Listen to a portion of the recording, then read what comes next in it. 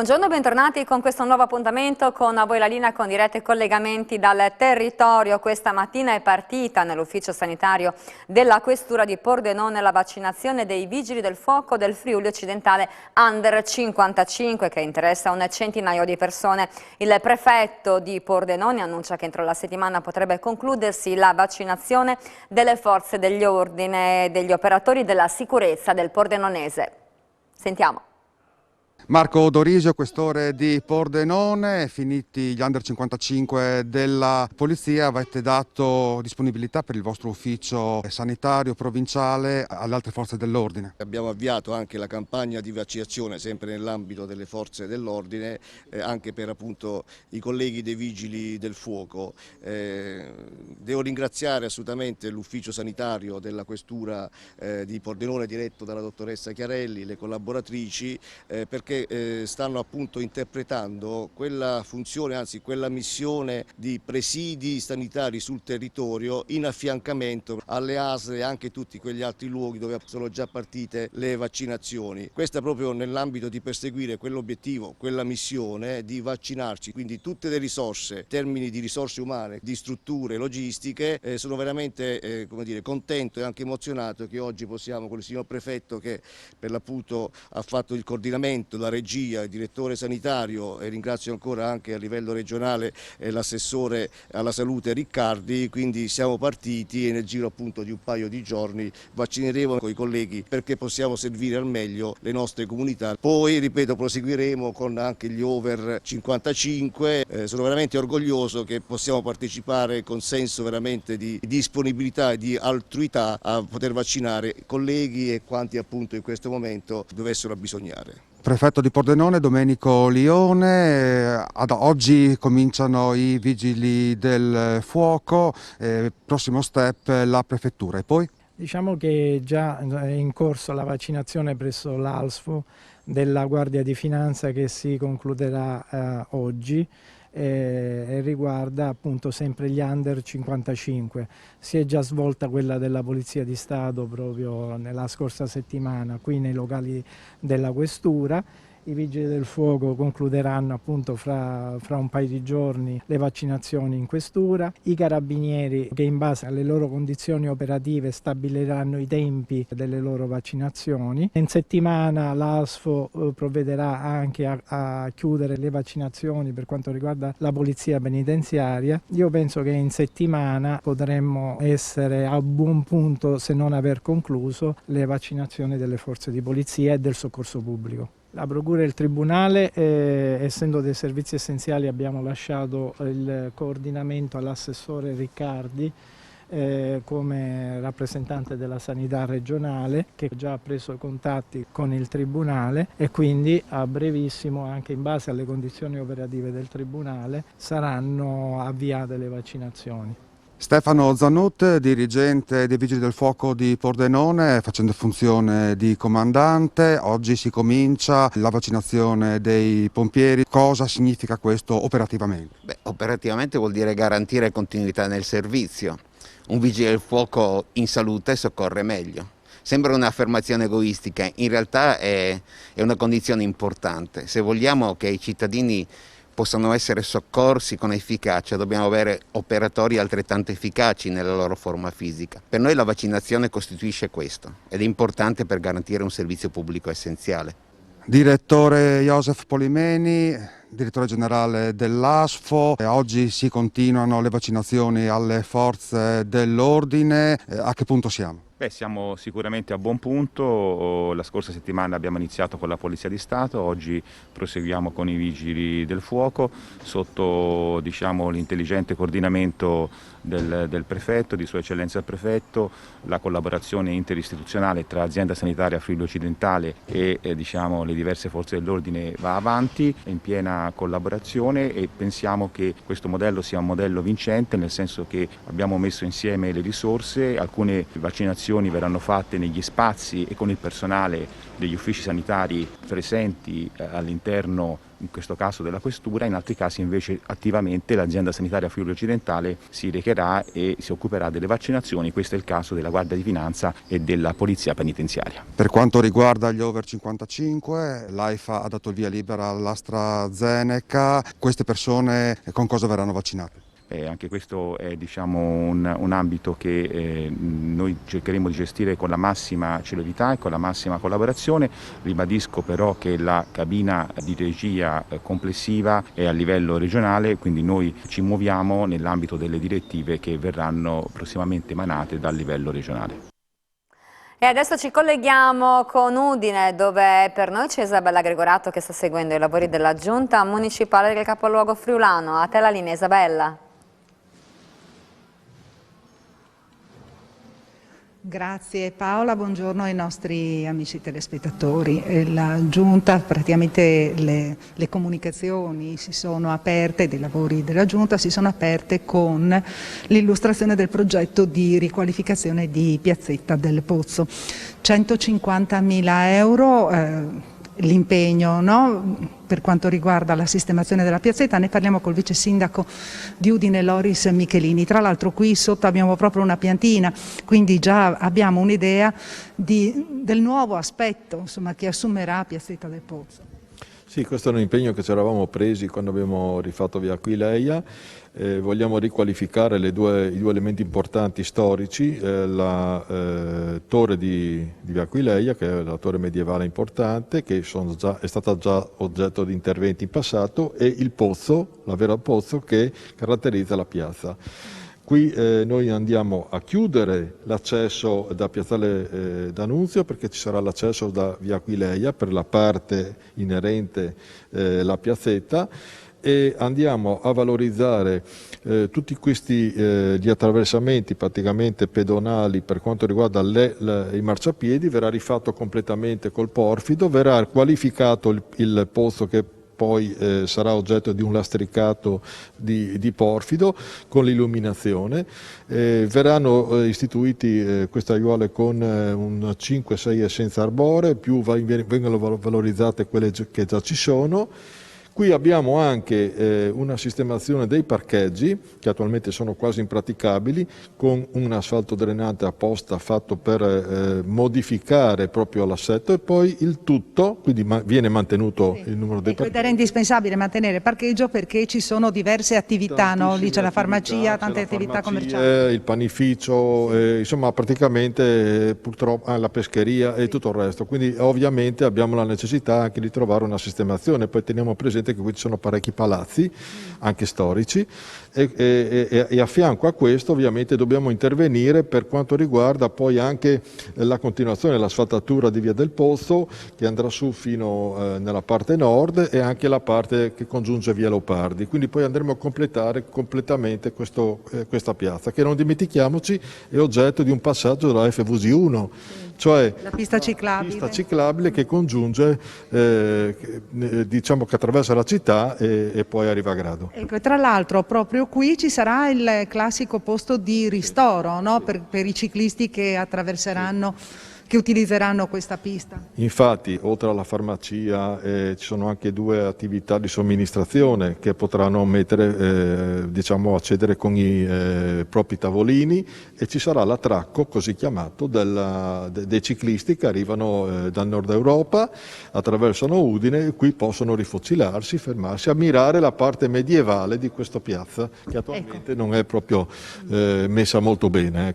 Ecco, i lavori, oggi è stato approvato il progetto praticamente, adesso devono essere affidati i lavori e i lavori... Allora, noi abbiamo approvato il progetto definitivo, adesso fra una ventina di giorni, un mese, ci sarà quello definitivo, necessario perché tutti diano il loro parere, poi ci sarà la gara, l'indizione della gara, l'inizio dei lavori potrebbe esserci verso la fine della primavera, i lavori che dovrebbero durare una 60ina di giorni. Bene, ringraziamo il vice sindaco di Udine Loris Michelini, e per il momento restituisco la linea allo studio. Grazie Isabella, grazie al suo ospite. Deve sempre più rispondere alle esigenze del mondo del lavoro il sistema scolastico, così il Malignani di Udine ha progettato un nuovo corso studiato insieme alle attività produttive regionali per formare studenti che abbiano conoscenze trasversali tra i diversi indirizzi e che possono trovare subito lavoro, in questo caso nel mondo dell'arredo e del Made in Italy. Sentiamo. Viene presentato oggi questo protocollo d'intesa che riguarda un nuovo corso. Di che cosa si tratta? Si tratta di un corso innovativo, è un corso che afferisce a meccanica, ma è un corso sperimentale in quanto contiene delle schegge di curricolo che vengono da altri indirizzi, in particolare dall'indirizzo di elettrotecnica e di automazione e dalla parte di programma che parte dalla chimica dei materiali. Tutto questo in una logica di assecondare la richiesta delle aziende sulla figura di un tecnico diplomato che abbia le competenze attuali per quello che oggi è l'industria dell'arredo del Made in Italy. Un'attenzione insomma sempre maggiore per quanto riguarda le evoluzioni del mercato e le richieste delle aziende, del territorio in particolare. La caratteristica che ci chiedono le aziende è la trasversalità delle competenze e noi abbiamo risposto in questo senso. Naturalmente abbiamo avuto dei compagni di viaggio, molto forti che ci hanno sostenuto e dato il loro appoggio fondamentale, la Regione e l'Ufficio Scolastico Regionale, il cluster Arredo Legno. Quando sarà avviato questo nuovo corso? Il corso partirà col prossimo anno scolastico e riguarderà dalla classe terza per 3 anni fino alla classe quinta. Assessore, è un risultato importante quello che viene presentato qui oggi, affatto scontato, che racconta di un dialogo costante e possibile tra le scuole e il mondo dell'impresa. Lo racconta in maniera trasversale e importante, credo che dalle nostre scuole debbano uscire sempre di più persone che conoscono in qualche modo già il mondo del lavoro. Questo è un anticipo di una progettazione che la Regione intende fare su molti settori. Abbiamo iniziato dal legno arredo, partendo dalla scarsa attrattività che questo tipo di istruzione ha sui ragazzi e invece considerando che è uno dei fattori trainanti dell'economia regionale, che le aziende del nostro territorio hanno bisogno di figure preparate da immettere subito sul mercato del lavoro.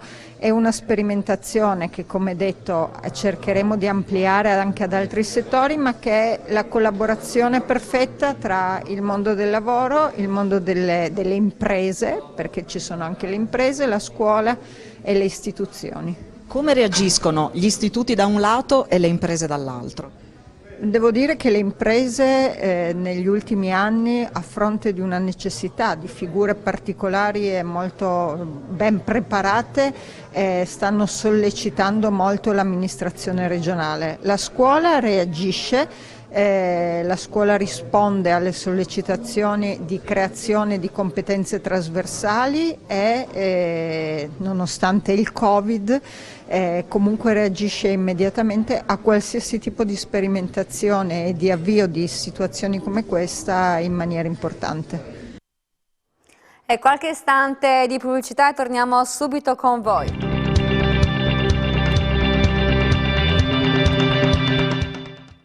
Rieccoci con A voi la linea, una quindicina di casi positivi accertati tra alunni e insegnanti, con l'aggravante di un caso collegato indirettamente a un focolaio di variante inglese, da qui la decisione del Dipartimento di Prevenzione di Asugi di porre in quarantena oltre 500 alunni dalla scuola dell'infanzia alle medie, un provvedimento che ha messo in difficoltà molti genitori. Siamo a Gradisca di Sonzo, dove per noi c'è in diretta Alexis Sabot insieme a Martina Beraldo come supporto tecnico. Alexis, a te la linea. Sì, grazie Paola, hai detto bene tu. Ci troviamo all'esterno della sede dell'Istituto Comprensivo di Gradisca di Sonzo con alcune mamme che si trovano in grande difficoltà. Non solo loro, perché sono più di 500 gli alunni in quarantena, 500 le famiglie con alunni in quarantena per questo caso di variante inglese che ha coinvolto le scuole, in particolare dell'infanzia e le medie di Gradisca di Sonzo. corso sono in difficoltà davvero e ce lo spiegano direttamente loro. Partiamo con la prima mamma, che è Caterina. Lei ha una bimba a casa, tra l'altro con una frattura al ginocchio, non può nemmeno fare le terapie perché la SUGI impedisce l'uscita alla bimba.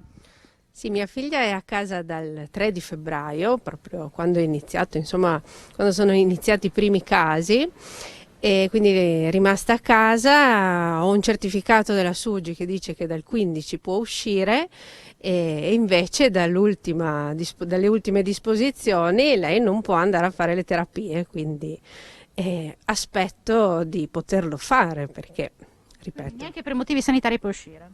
No, neanche per motivi sanitari può uscire. Non è un problema di DAD, ma il problema è un altro, quella anche della gestione di bambini in una famiglia, per esempio, con genitori separati. Isabella. Esattamente, non è un problema di DAD, anzi ringraziamo le insegnanti delle elementari, delle medie, perché comunque stanno facendo un grandissimo lavoro con degli strumenti a disposizione ottimali, direi.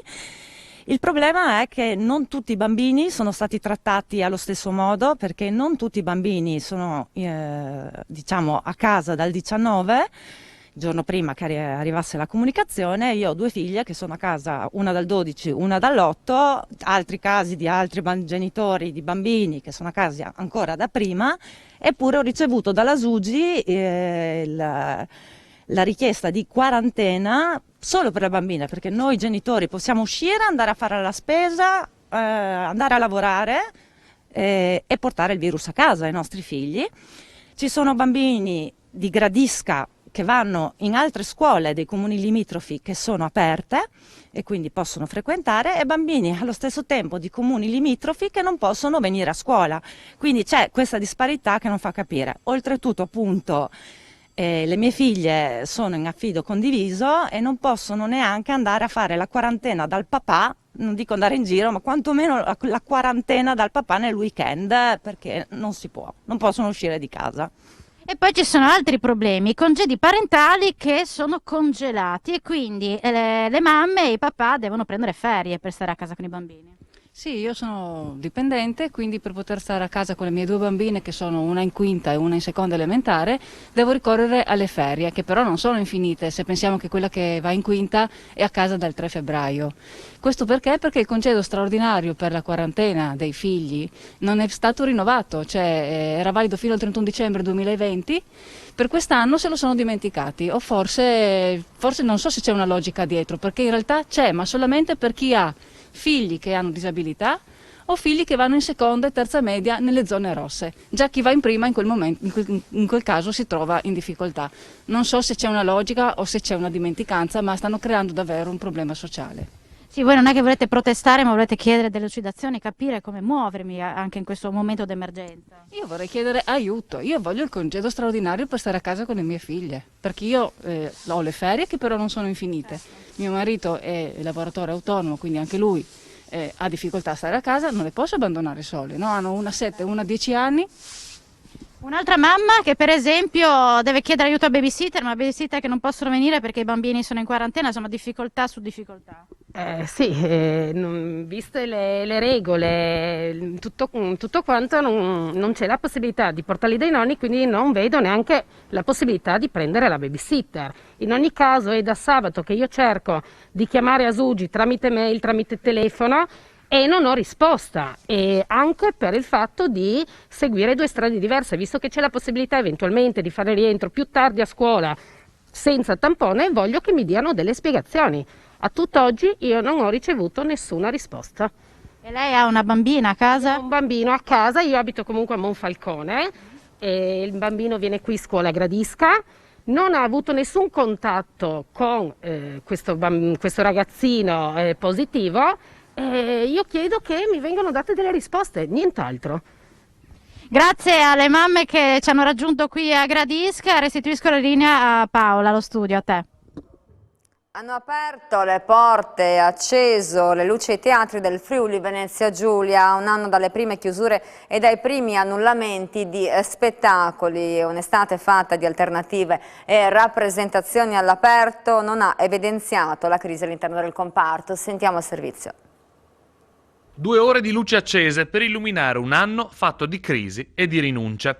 Il mondo dei teatri nazionali ha deciso di accendere un vero e proprio faro sulla situazione di artisti, compagnie teatrali e maestranze, da un anno praticamente del tutto fermi e bloccati dalle chiusure per far fronte alla pandemia.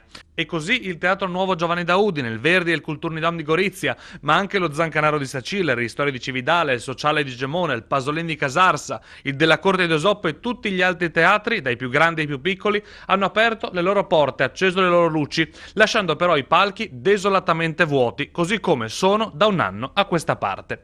L'iniziativa promossa dall'Unione Nazionale Interpreti Teatro e Audiovisivo è mirata a chiedere al nuovo governo di tornare a parlare al più presto di teatro e di spettacolo dal vivo e che si renda pubblico un piano che porti il prima possibile alla riapertura in sicurezza di questi luoghi.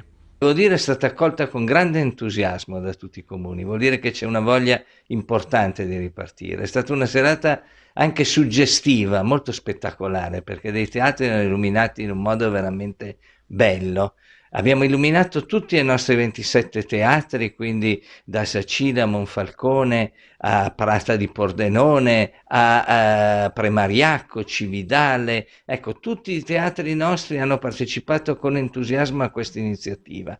E ricordiamo che è stata un'iniziativa che ha coinvolto tutto il Friuli, quindi ogni teatro del Friuli Venezia Giulia, compreso il Teatro Lirico, compreso tutti i teatri di Trieste, hanno dimostrato questa grande voglia di ripartire, di unire di nuovo in presenza pubblico e attori e diciamo siamo pronti a dare dei nuovi momenti di svago e di riflessione. E ci ricolleghiamo adesso con Isabella Gregoratto dal comune di Udine. Te la linea, Isabella. Ecco. Grazie Paola, proprio ci colleghiamo a quanto detto adesso per quanto riguarda la grande voglia di tornare alla normalità, la grande voglia di ritornare a teatro, di aprire le strutture. Ci colleghiamo proprio a questi aspetti con l'assessore alla cultura del Comune di Udine, Fabrizio Cigolot, che ha dato degli annunci che riguardano proprio la possibilità di riavviare un cartellone almeno per le attività espositive. E del Museo di Storia Naturale, di questo abbiamo parlato oggi in Giunta.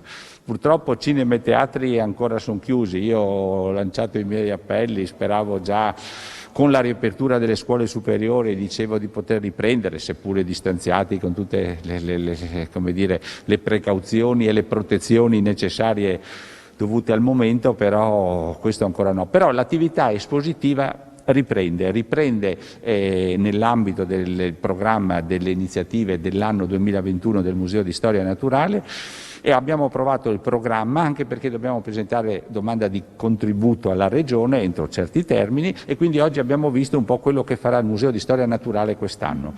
Abbiamo iniziato con la mostra che grazie a Telefriuli... nella Galleria Tina Modò. Esatto, sulle esplorazioni dei friulani in Antartide. Proseguiremo la prossima settimana con una bella mostra sugli antichi abitatori delle grotte in Friuli. Quindi un'indagine molto approfondita curata dal Museo di Storia Naturale con la sezione archeologica dei civici musei che sarà presentata in Castello. Io vi invito da mercoledì e nei giorni in cui il castello è aperto, cioè mercoledì, giovedì e venerdì, ricordo mercoledì ingresso gratuito dalle 15 alle 18, giovedì 15-18, venerdì 15-19, ecco, è una bellissima mostra, ma poi soprattutto ci saranno attività quest'estate perché speriamo di riprendere all'esterno, seppure distanziati o sperando che non ci siano più misure, tutta un'attività che ha a vantaggio soprattutto dei giovani e della divulgazione del ricchissimo patrimonio che il Museo di Storia Naturale conserva. Speriamo di riprendere già in aprile la presentazione dell'archivio Desio e poi di completare i lavori entro la fine di quest'anno delle palazzine espositive per consentire poi l'allestimento e quindi la presentazione finalmente alla città di Udine e a tutti gli appassionati della geologia, della paleontologia, della botanica, della zoologia, questo straordinario museo di cui la città di Udine può essere giustamente orgogliosa. Bene, ringraziamo l'assessore alla cultura del Comune di Udine Fabrizio Cigolot, ringrazio Paola Treppo e ringrazio anche Tommaso Ravo per le riprese e restituisco la linea allo studio. Grazie a te Isabella Gregorato, e con quest'ultimo collegamento si chiude anche a voi la linea. L'informazione in diretta su Telefriuli torna con il TG delle 16:30. Un buon pomeriggio.